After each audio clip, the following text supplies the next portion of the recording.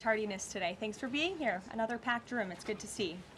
We'll begin with a scheduling update today. President Trump will commemorate the 24th anniversary of 9/11 on Thursday with a visit to the Pentagon Memorial in the morning, followed by an appearance at the New York Yankees game at Yankee Stadium in the Bronx on Thursday evening.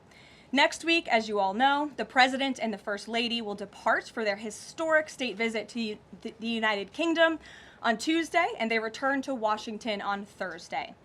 Today, I would like to address the tragedy that has not received nearly enough media attention, the brutal murder of Irina Zarutska. Here are the facts that many outlets have shamefully and intentionally failed to report until President Trump drew attention to it. On August 22nd, Irina Zarutska was stabbed to death on the rail system in Charlotte, North Carolina, by a savage career criminal. This is a public transportation system that many in the area use every single day to go to school and work. Irina was on the train that night traveling home from her job at a pizzeria, still in uniform from her shift. This beautiful, innocent 23-year-old young woman was a Ukrainian refugee who had recently fled her country for a chance at a safer life and a promising new beginning here in the United States of America. But tragically, a public transportation system in a major American city was more dangerous than the active war zone that she left. The president and the entire White House are praying for her family and friends during this unimaginably difficult time. But while we extend our thoughts and prayers, we must also seek justice for this crime and call attention to this heinous incident. Surveillance video of the killing was finally released to the public this past Friday. It shows the alleged killer, DeCarlos Brown Jr., pull out a knife, get up from his seat behind Irina, and prepare to thrust a blade into her neck before the released footage gets cut. This is pure evil on full display. The most enraging and unacceptable part of this story is that her death was entirely preventable. DeCarlos Brown never should have been on that train that night. In fact, he should have been behind bars. DeCarlos Brown has been charged with crimes no fewer than 14 times, dating back to 2011. Including for armed robbery, felony larceny, breaking and entering, and shoplifting.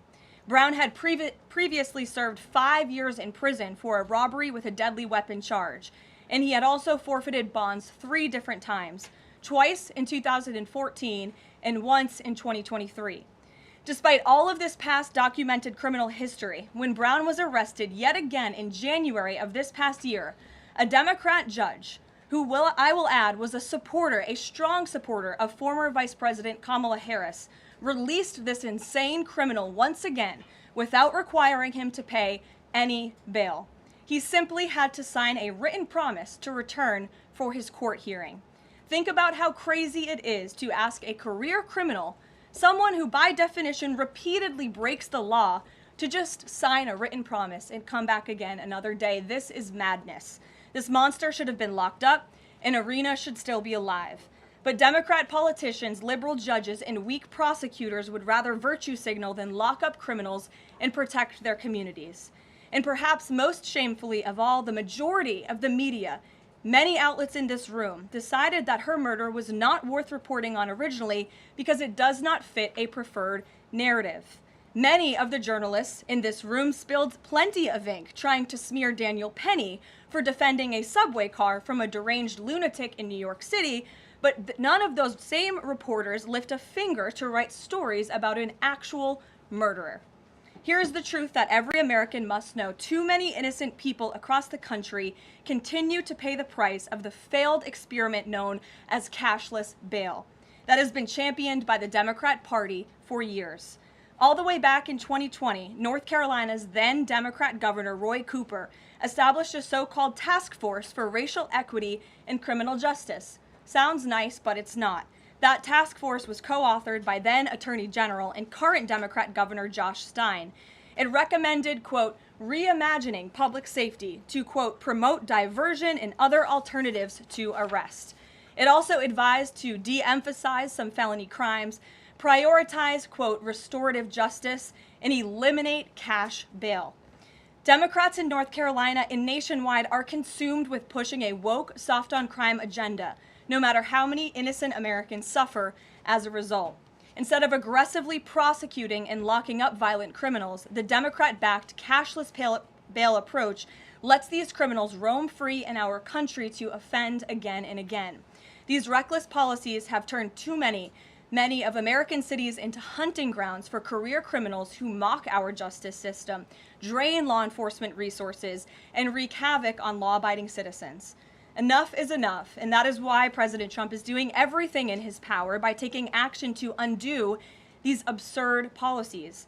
The president recently signed a powerful executive order directing the AG to submit a list of states and local jurisdictions with cashless bail policies so that the Trump administration may identify federal funds that are being provided to these states and can potentially be suspended or terminated.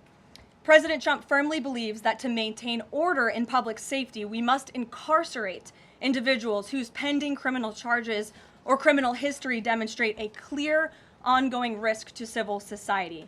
This is a common sense and sensible approach that the vast majority of Americans agree with, and it's time for the Democrat Party to get on board with what is right. When these criminals are caught, they must be prosecuted to the fullest extent of the law and be sent to prison, where they can no longer terrorize our streets. This is the mandate the American people delivered to President Trump, and it's a mandate he intends to fulfill. Staying on the topic of public safety, new preliminary data released today by Customs and Border Protection in August shows that President Trump has delivered the most secure border in American history. For the fourth straight month, 0 illegal aliens were released into the United States by CBP. Nationwide encounters are down 93% below the peak of the Biden administration. Border Patrol apprehensions on the southwest border in the entire month of August were less than what was apprehended in 4 days in August 2024 under the Biden administration. President Trump has ended disastrous Biden illegal alien invasion, and he sealed our border in record time, keeping this central promise he made to the American public. With that, I will take your questions. Here in our new media seat today, we have Michael Schellenberger, who is the founder of Public News with nearly 2 million readers and subscribers. Michael, thank you for being here today. Thank you. And why don't you kick us off? Sure. Thank you for making space for new media. Nice to meet all of you. It's great to be here. I want to see if you could give some insight into whether the president is considering additional measures against Europe and Brazil, not just for censorship, but also for preventing political candidates from actually competing in elections. We've now seen in Romania, France, and now Germany with Joachim Paul, efforts to basically just prevent candidates from being able to compete in elections. The president has shown some concern around President Bolsonaro, who's being prevented from running. All of this is coming in the context of increased censorship of online platforms, of American platforms, and efforts to censor Americans. I'm personally being investigated under criminal investigation with my Brazilian colleagues for publishing the Twitter Files Brazil. We're very grateful that the president has imposed Magnitsky sanctions on the judge. Is the president considering additional actions, given that it appears that they're going to end up with a conviction against President Bolsonaro, preventing him from running? Is he considering doing anything about this crackdown in Europe? I mean, it's shocking to see Joachim Paul, this mayoral candidate in Germany, the criminal indictment against him cites him, quote, saying that he loves the Lord of the Rings as reason why he's an extremist and shouldn't be able to run. So I just wonder if you could speak to that. And again, I'm grateful to be here. Nice to meet you all. And I'm grateful for what the Trump administration has done to push for free speech abroad. Well, thanks for being here, Michael. We appreciate it. Freedom of speech is arguably the most important issue of our time. It is enshrined in our Constitution, and the president believes in it strongly. He himself faced censorship in his road back to this beautiful Oval Office here in Washington, D.C., so he takes this very seriously, as does, I know, the Vice President of the United States and the entire Trump administration, which is why we have taken significant action with regards to Brazil in the form of both sanctions and also leveraging the use of tariffs to ensure that countries around the world are not punishing their citizens in this way. And at the same time, the president is, while he's leveraging the United States to safeguard our interests abroad, he's also making sure that freedom of speech remains here in the United States of America. So I don't have any additional actions to preview for you today, but I can tell you this is a priority for the administration, and the president is unafraid to use the economic might, the military might of the United States of America to protect free speech around the world. Quick follow-up to that? Sure. Quick follow-up, which is just, there was a Reuters story saying that the Trump administration was looking at this Europe-U.S. trade deal as one of the sticking points, this issue of the censorship, not just of U.S. platforms, of Americans. Do you have any updates on how those trade talks are going? And I also wonder if the president is concerned about NATO membership. NATO membership requires that you be a democracy and you have free speech. Is it possible that some of these actions that we've seen in Romania, France, and Germany would disqualify those countries from being in NATO after this? I have not heard the president discuss NATO membership in regards to this issue in particular, but I have heard him discuss the issue of free speech and the importance of free speech with foreign leaders around the world, including the Prime Minister of the United Kingdom. When we were in Scotland, the president brought this up and how important it is for the Prime Minister to protect free speech in the UK and in various conversations with other world leaders. So he brings it up, and I think the entire world knows that this is a priority for the President of the United States. Gabe. Thank you, Caroline. Regarding the Israeli strike in Doha, how much time or how much of a heads up did the U.S. get, and does the president support the strike? Sure. Well, I have a statement to read for all of you with respect to the Israeli strike in Doha, and here it is. This morning, the Trump administration was notified by the United States military that as Israel was attacking Hamas, which very unfortunately was located in a section of Doha, the capital of Qatar. Unilaterally bombing inside Qatar, a sovereign nation and close ally of the United States that is working very hard and bravely taking risks with us to broker peace, does not advance Israel or America's goals. However, eliminating Hamas, who have profited off the misery of those living in Gaza, is a worthy goal. President Trump immediately directed Special Envoy Witkoff to inform the Qataris of the impending attack, which he did. The president views Qatar as a strong ally and friend of the United States and feels very badly about the location of this attack. President Trump wants all of the hostages in Gaza and the bodies of the dead released, and this war to end now. President Trump also spoke to Prime Minister Netanyahu after the attack. The Prime Minister told President Trump that he wants to make peace, and quickly. President Trump believes this unfortunate incident could serve as an opportunity for peace. The president also spoke to the Emir and Prime Minister of Qatar and thanked them for their support and friendship to our country. He assured them that such a thing will not happen again on their soil. And to be clear, the president disagrees with the location of the strike, and that he passed that along to Prime Minister Netanyahu. The president just confirmed that in the statement that I just read to you, which I spoke with him about before coming out here. Caroline, Jackie. Thank you, Caroline. So is the president upset with Netanyahu now? The president made his thoughts and concerns about this very clear, and he spoke again both to Prime Minister Netanyahu and also the Emir and the Prime Minister of Qatar after this attack. And the president has always made it very clear that he wants peace in the Middle East, just like he sought that and accomplished that in his first term. He expects all of our allies and friends in the region, that includes both Qatar and Israel, to seek peace as well. And he wants to see that happen, and he's working with all of our allies in the region to get that done. Are there any consequences, so to speak, for Netanyahu doing this, as it sounds, against the president's wishes, or at least his belief that it was appropriate? Is there going to be any directive from the president to Netanyahu in terms of what's allowed in the future? And also, is there any concern this could jeopardize the Abraham Accords?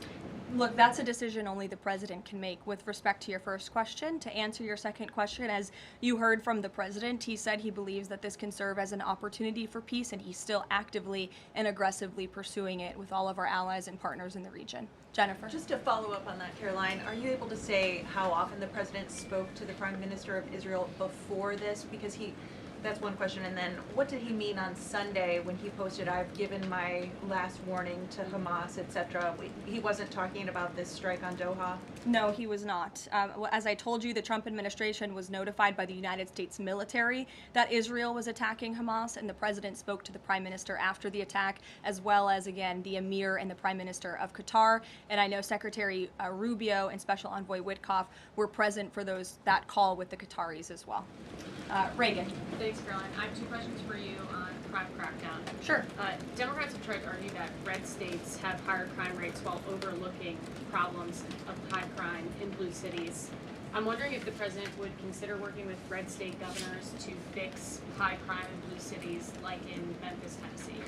So first of all, I want to get to the premise of your question, Reagan, which is being pushed by Democrats, that there is crime in red states. Of course, there is crime in all states, but the crime in these cities is all in cities that are run by Democrats. If you look at the list of the top 20 high crime cities in the United States, every single one, with the exception of one in Louisiana, is run by a Democrat. And these Democrats have supported the same policies that I spoke about at the beginning of this briefing, like cashless bail. If you look at a red state, Mississippi, but a Democrat-run city in that state, Jackson, in 2019, Jackson, Mississippi eliminated cash bail for virtually all misdemeanor cases. And while Jackson is not formally a sanctuary city, the state of Mississippi formally banned sanctuary cities, and this city has acted as a de facto sanctuary city for criminals and illegal aliens since 2017. Same thing, Birmingham, Alabama, a Democrat-run city in a red state. In 2017, the Birmingham City Council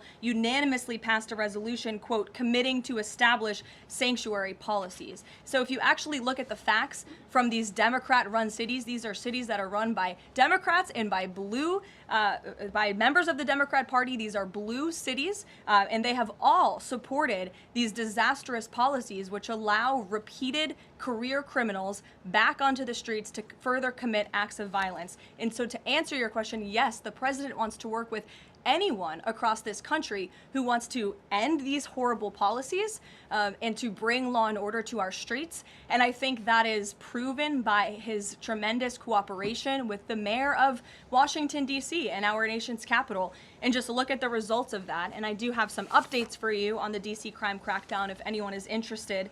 There have been a total of 2,177 arrests made since the start of the operation on August 7th. Just last night, there were 57 arrests made in Washington, D.C. Of the 57 arrests, there were 14 illegal aliens who were arrested, many of whom had prior criminal histories. And other arrests just last night in our nation's capital, so you all can be very grateful for this. Our great men and women of law enforcement, both federal and local, working together as they should, made an arrest on a warrant for assault with the intent to kill. The subject shot 2 adult males after an altercation. They made an arrest on a warrant for an armed carjacking. The subject assaulted an adult male in the face with a firearm and then took his keys. We also made an arrest on a warrant for simple assault and the destruction of property and subsequently charged with second-degree theft. Last night in D.C., there was an arrest for possession of a controlled substance with second-degree theft. There was an arrest for possession of a controlled substance with the intent to distribute that subject. The person is also a subject of interest in a homicide and a carjacking. Last night in D.C., we also arrested a felon in possession of a firearm who was carrying that firearm without a license. So these are the career criminals. These are the bad guys that we are picking up in Washington, D.C. every day. The president would love to do this in every Democrat-run city across the country, and he hopes that more Democrats will call the White House to allow us to help them. One more that's D.C. specific. Congress is poised to not extend Trump's federalization of the D.C. police. Mayor Bowser signed an executive order formalizing cooperation with federal forces. You just mentioned all the success that the operation has had. Does the White House believe that the Mayor Bowser's action is enough to continue the crime crackdown? We are very grateful for the mayor's cooperation in this effort, and we look forward to continuing to work with her and the Metropolitan Police Department. Bloomberg. Thanks, Karoline. The president says, he plans to speak with Putin soon. Can we expect a phone call between the two leaders this week? I don't have any phone calls to read out between you, the president, and any other foreign leaders. Ed. Thanks, Carolyn. I want to ask about the benchmark revisions that came out. If you look at the revisions between March of 2024 and March of 2025, and you do a little math, it averages out to 73,000 jobs roughly per month added to the economy, less than what was thought. When can we expect the Trump administration, now that their policies are rolling out, for that average to increase? Well, let me just say something about the revisions that came out this morning. And this was one of the biggest revisions in absolute terms in decades. And the benchmark year, March 2024 to 2025, shows that the job growth was vastly weaker during the Biden administration than ever previously reported. Between this revision and last year's, job growth was actually overstated by approximately 2 million jobs. And the Biden administration stood up here and vouched for that data and told you that data was real. And when President Trump calls into question the veracity of that data, like he did before he took the oath of office and even now as president of the United States, States. He was ridiculed for that. And turns out this revision proves two things. Number one, the president was right. And this is why we need new leadership at the Fed. And this makes it very clear that President Trump inherited a much worse economy by the Biden administration than ever reported. And it also proves that the Federal Reserve is holding our monetary policy far too restrictive. Interest rates are too high. The Fed needs to cut the rates because of the mess that we inherited from the Biden administration. Time frame. The president has said a year. Secretary Bessent said maybe the fourth quarter. When can we expect these numbers to increase? Well, first, we need accurate numbers. We need truthful and honest data, which is why the president took the monumental step to try and appoint and confirm new leadership at the BLS so we can have data that we can actually rely on. And that's what the president is doing, and we hope that his nominee will soon be confirmed. Charlie. You addressed the crime of Irina Zurika, and the president has done a lot to deliver justice for victims of crimes like that horrific stabbing. And the Epstein files are back in the news because a lot of Americans feel that that Jeffrey Epstein's victims never got justice. Does the president care about these victims? Do you think he can does he want to deliver more justice for them, and is he willing to meet with them? The president cares about victims of all crimes, and that's why Republicans in the Trump Department of Justice have done more in terms of transparency when it comes to the Epstein case than any prior administration. And why are the Democrats all of a sudden caring about this? It's because they are desperately trying to concoct a hoax to smear the President of the United States. We have seen this time and time again. Ro Khanna and all of these other Democrats, they could have cared about those victims 4 years ago when Joe Biden was in office. They could have pushed for transparency then. Unfortunately, the Democrats are using victims as political pawns to try to smear and to push a hoax against the President of the United States. And I will get you numbers on the amount of child predators that this administration and this FBI and this Department of Justice have locked up under President Trump's leadership. We have done more than any president to protect victims of crime, especially disgusting, heinous sexual crimes.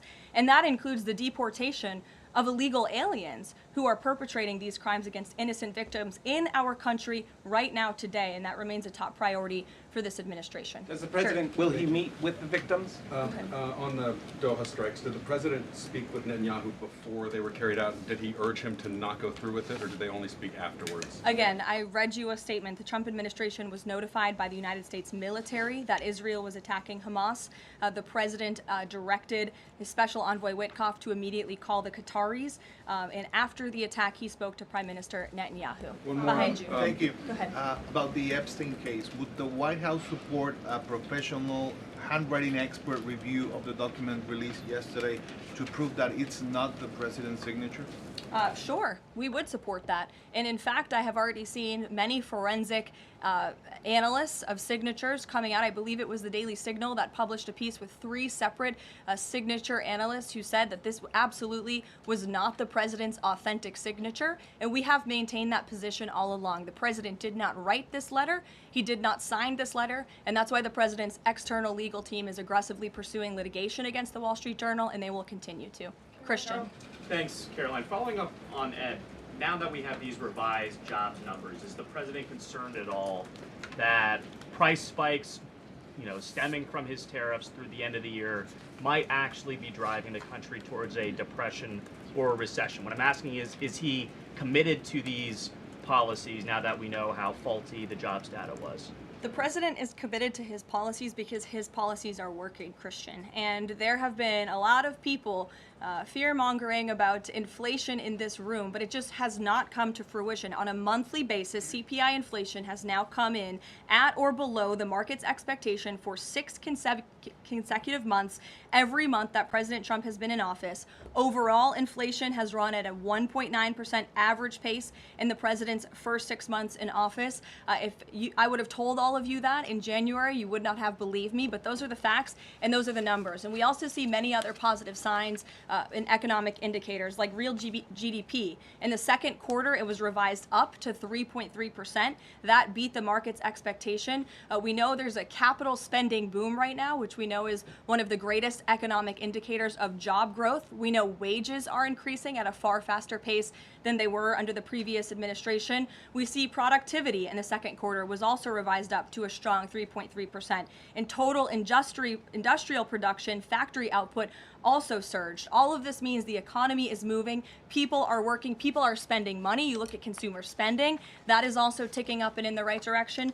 And a large part, it's because of the incredible work the president has done in terms of energy and unlocking our energy dominance in this country. Again, these jobs, the numbers from the BLS today prove that the economy was an absolute mess, and we are working every single day to fix it, and all of those indicators I just read for you are positive sign of what is to come. Just one more quickly on Sure, trade, Danny.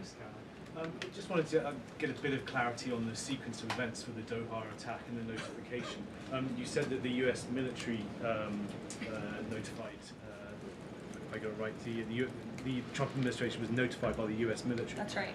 Was the U.S. military notified by the Israeli military, or did the U.S. military detect an incoming Israeli attack on Qatar? The U.S. military notified the White House and the President of the United States. That's all I have to share for you on that, Danny. Thank you. Jeff.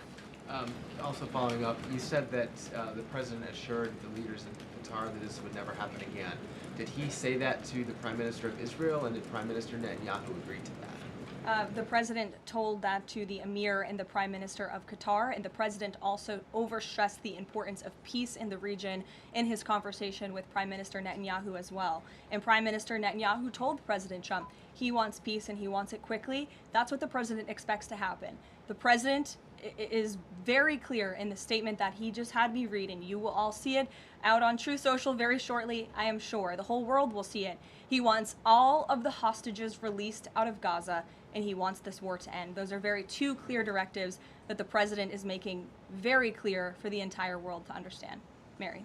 But Qatar obviously has been helping to negotiate these ceasefire talks. Does the president think that Israel is undermining negotiations by striking Qatar? Is he concerned that Qatar's no longer going to want to play that intermediary role? I think the president addressed that in the statement. I can read the whole thing for you again. I think it's very thorough because the president wanted to address all of your questions. We wrote, unilaterally bombing inside Qatar, a sovereign nation and close ally of the United States that is working very hard and bravely taking risks with us to broker peace, does not advance Israel or America's goals. However, eliminating Hamas, who have profited off the misery of those living in Gaza, is a worthy goal. So he answered that question And to be himself. clear, you can't say that Israel informed the U.S. What I can tell you is the United States military informed the Trump administration. Thank you. A quick follow on that. Can you tell us when the U.S. military was notified, given that the largest U.S. military base is in Doha? And then I have a question on D.C. crime. This morning, just before the attack, as I said earlier as well. Okay, thank you. And yesterday, the president spoke about D.C. crime and talked about how there was virtually none.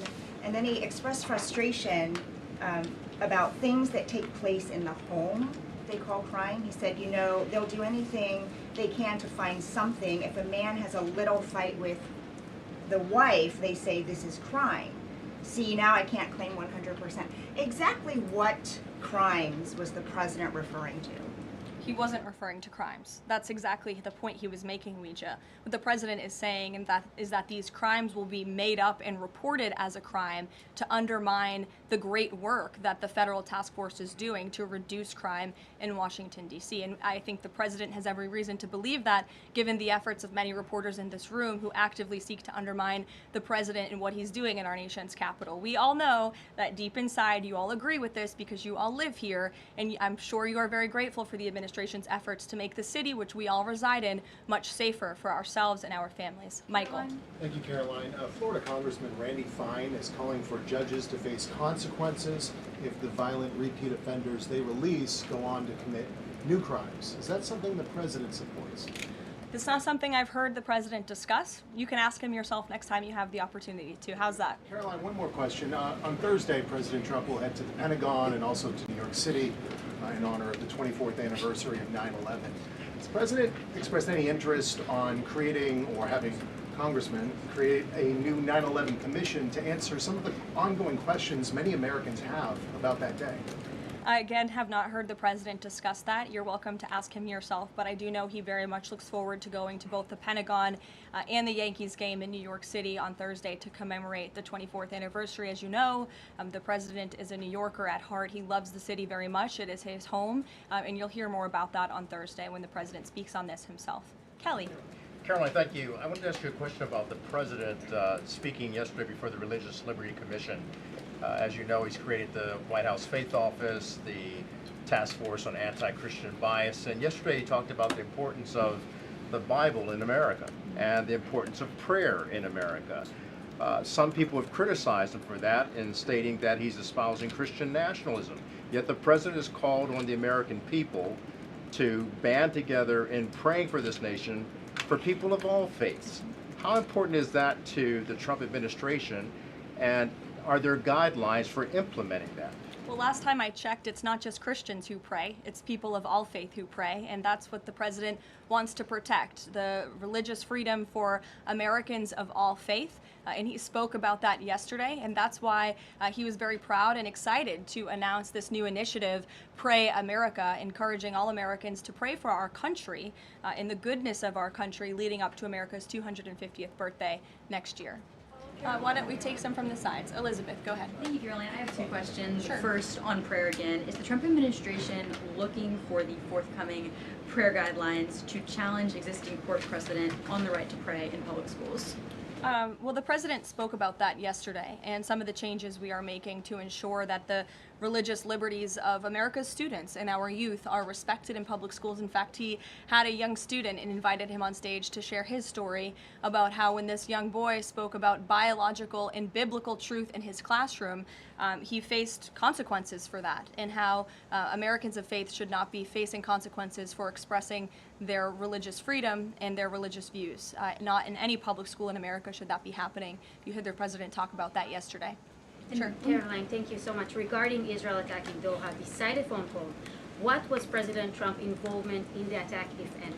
Look, I don't have anything more to read out for you on this other than the very lengthy and thorough statement that I have shared repeatedly now. Sure. Go ahead. Thank you. After the Supreme Court ruling yesterday on the ICE raids in Los Angeles, some particularly non-white U.S. citizens are saying that they're going to begin carrying their U.S. passports with them at all times.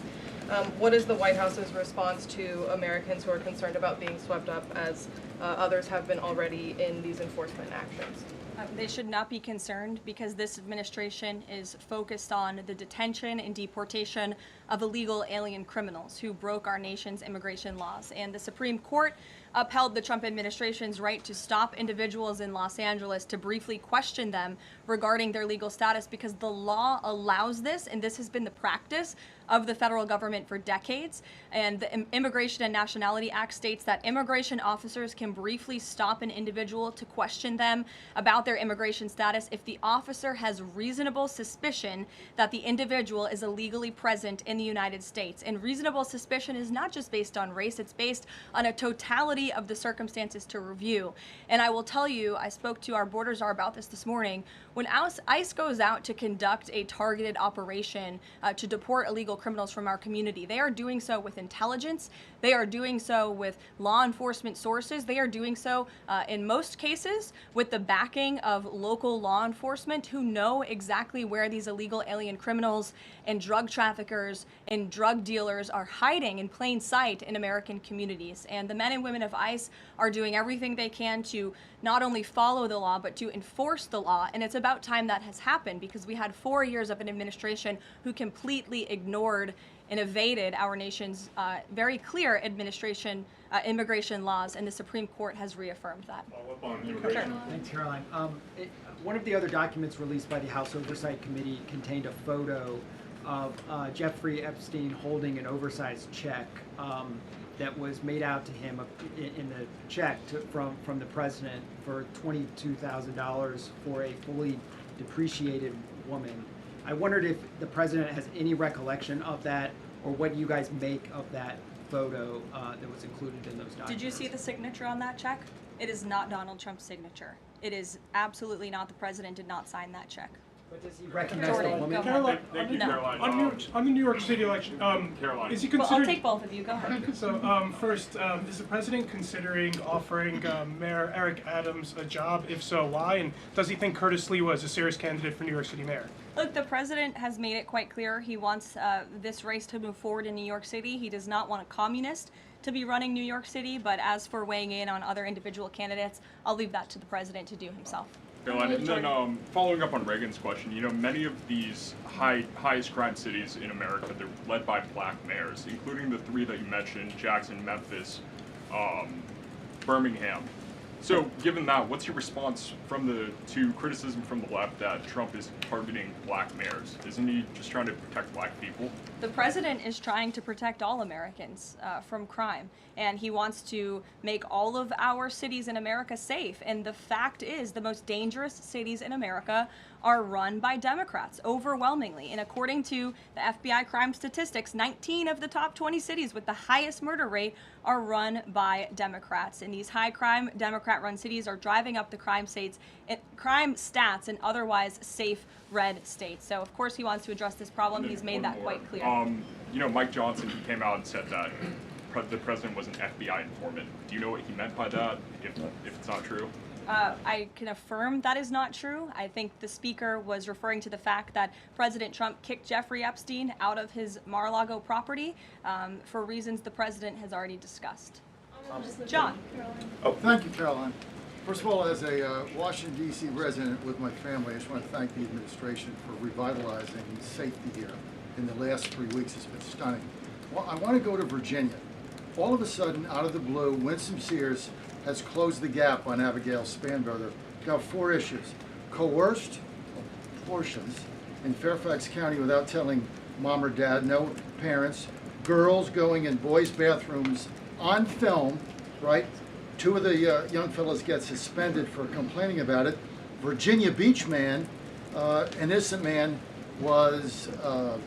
is now died in a car crash by a drunk illegal going on the other side of the road. And now you got Spanberger's got these racist signs. When are we going to get the president to make an official endorsement of Winsome Sears and maybe come and campaign in West Virginia? Well, as you know, I'm very limited in what I can talk about when it comes to political endorsements in future elections from this government podium. But all of the issues that you just mentioned I know are very important to the president, and it's quite common sense. It's the foundation of the Republican Party, and it's what sent this president back to the Oval Office. We want to keep men out of women's sports and bathrooms. We want criminals to be locked up. The president wants to see law and order in every state across the country. But as for political endorsements, I'll leave that to him and his political advisors to make those. Sure. Haley. Thanks, Caroline. I have 2 questions for you, if it's okay. One on Doha and one on immigration and crime. Sure. On Doha, ahead of the strike we saw today, did the administration at any point try to dissuade the Israelis from the potential for an action like we saw today? Again, I have answered questions repeatedly on this. I have a very lengthy statement which we will release after this briefing for all of you to read and to report on once again. Okay, and then on a case in Maryland, the killing of Dakara Thompson, there are reports that the suspect arrested for her murder was in the country illegally and arrested and released for driving under the influence both in 2022 and in April of this year by U.S. Park Police. Is the administration looking into what process allowed this to take place? Yes, we absolutely are. As soon as we saw this case, we ensured that the Department of Homeland Security and the Department of Justice were on it, and I can assure you that they are. This is another heinous act of violence against someone who should have never been in our country illegally in the first place, and that's exactly why the deportation of illegal criminals from our country is a top priority for this administration, and it's something that is happening every single day. And I would encourage all of you to continue to report on the very violent illegal alien criminals that we are deporting daily from American communities across the country. We will never understand how many lives have been saved by these efforts, or how many lives would have been lost if not for this president and the administration's policy to deport illegal criminal aliens. On tariffs? Thanks, Caroline. Follow up on Charlie's question. Would the president meet with the Jeffrey Epstein victims? I don't have any meetings for you to read out on that. On tariffs? Go ahead. Thanks, Caroline. Is the Trump administration considering a ban on transgender Americans owning guns? Is that something the president would support, even as we've seen some gun groups oppose the idea of it? I saw reporting on this. I understand there were very preliminary, low-level discussions about this at the Department of Justice, and then sometimes those discussions are reported as fact. I'm not tracking any potential actions on this front, and I'll let the president weigh in on that. It's a policy decision, and it's far too early or would be premature, inappropriate for me to weigh in on it at this point in time. Behind you. Go ahead.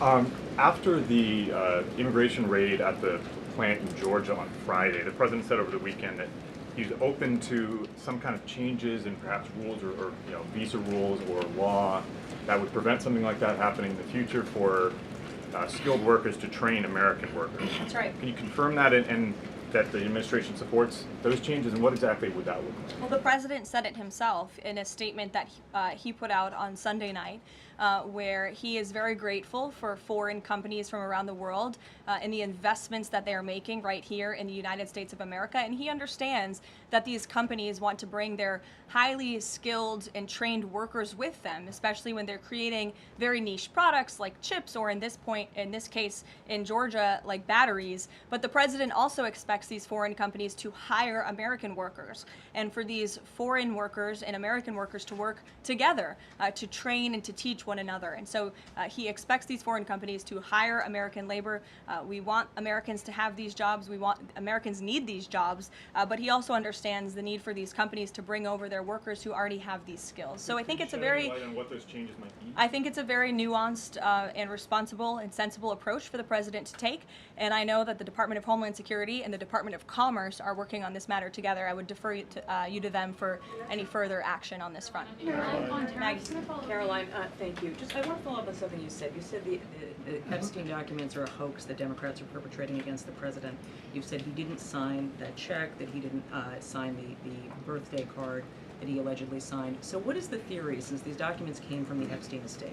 Who is, I guess in your view, faking these documents? I did not say the documents are a hoax. I said the entire narrative surrounding Jeffrey Epstein right now that is absorbing many of the liberal cable channels on television is a hoax that is being perpetuated by opportunistic Democrats like Ro Khanna and the others whom you saw on that press conference outside of Capitol Hill, who are trying to push this hoax against the President of the United States. What exactly is the hoax? I'm just trying to understand what's fake. What's fake is not the The documents. hoax then? is the Democrats pretending to care about victims of crime when they do not care about victims of crime, when they have done nothing to solve crimes, when they have done nothing to lock up child pedophiles and child rapists across the country, and when they are now using victims as political props to try and, again, smear the President of the United States and drag on this bad story about him. It is a distraction. The Democrats view this story as nothing more than an attempt to distract from the accomplishments and the achievements of this administration. And that is what we mean when we call it a hoax. If he didn't sign these, if you said he didn't sign the birthday card, he didn't do this, he also didn't do the check, those were in documents from the estate. So what is the working theory as to why he's in them? The president has one of the most famous signatures in the world, and he has for many, many years. You know that, Maggie, you've covered him for a long time, long before he assumed this office when he was a businessman in New York. The president did not write that letter. He did not sign those documents. He maintains that position, and that position will be argued in court by his lawyers. The president is very confident he is going to win this case. Caroline, thank you. Is the president planning to meet with Eric Adams in New York, maybe at the Yankees game? And has he personally talked to him about the race? I am not tracking any meeting with Mayor Adams at this time, but if that happens, I'm sure the New York Post will be one of the first people to know about it. I'll take a couple more questions while we go to the back. Tom Dempsey with News Nation. Regarding the growing U.S. military News presence... Nation, all the way in the back. Regarding the U.S. military, the growing U.S. military presence in the Caribbean, when asked directly about possible future military action, President Trump responded, "You're going to find out." What can the U.S. public expect of that situation moving forward, and what sort of ongoing threat does Trendejo Agro? I think it would be very unwise of me to preview what the president meant from this podium. But I think what the heart of what the president was saying, I know what the heart of what the president was saying in this administration believes, is that the regime in Venezuela is illegitimate. And it is unacceptable to this president and this administration to traffic illegal, deadly drugs into the United States of America.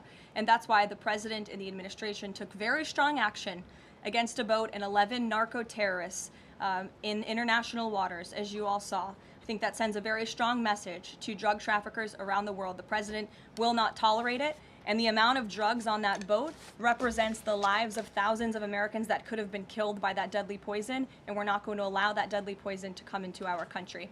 The president will be signing a proclamation in the Oval Office later this afternoon, and we will see you all later. Thank you. Thank